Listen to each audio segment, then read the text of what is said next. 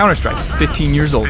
This staple of multiplayer gaming showed up on FilePlanet, or however the f you downloaded shit back in the day, as a humble mod for Half-Life. And its influence was instantly felt, and is still felt today. Counter-Strike may be 15, but unlike an angst-ridden teenager, it's still really enjoyable. Here are 15 reasons Counter-Strike is still cool. The maps. These multiplayer arenas are battle-tested in a way nothing in video games really has been.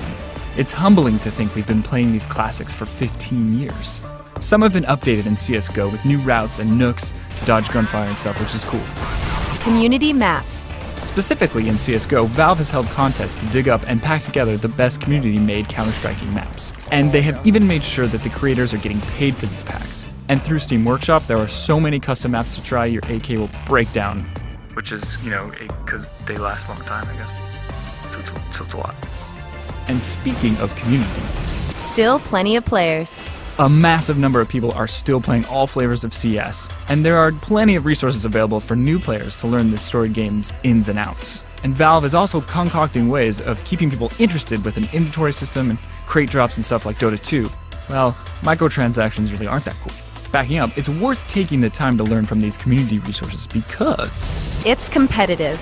CSGO is built for hardcore competitive players, especially if you've got enough friends to fill out a team. But if you just want to jump on and not have to worry about purchasing a Kevlar helmet every round, well, It has casual mode. the matchmaking will get you counter-striking against each other in no time.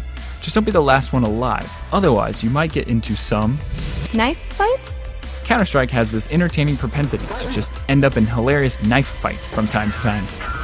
Hostage rescuing. If the E3 showing of Rainbow Six Siege has you excited for rescuing some hostages, well, get those office hostages out of the office safely, Works on Mac. so you can play it at the office. Works on low-end PCs. So you can play it at the office. Headshots. Boom! The gun selection. Even though the majority of players are only ever going to use M4s, AKs, and Desert Eagles, the variety of guns is great and they all have their own characteristics. The AUG SIG, Auto Shotty, Auto Snipers, and the Scout, they all have this instant recognition and will evoke memories of how you approach a round when you're equipped with each just by the utterance of their names. The off. The report, the frustration, the sworn oath never to use it until you get so fed up of being one-shotted that you blow all of your money on the next round and exact your revenge. Always something to learn.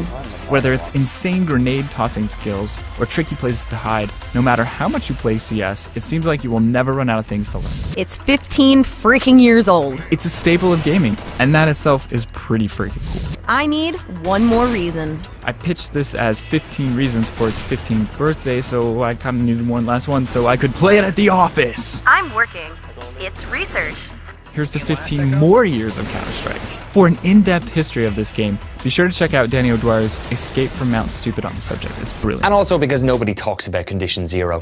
Condition Zero was a boxed version of CS released in March 2004. I can dance all day! I can dance all day! Try to hit me! Try to hit me! Come on! Boom! Headshot! Yeah! Yeah!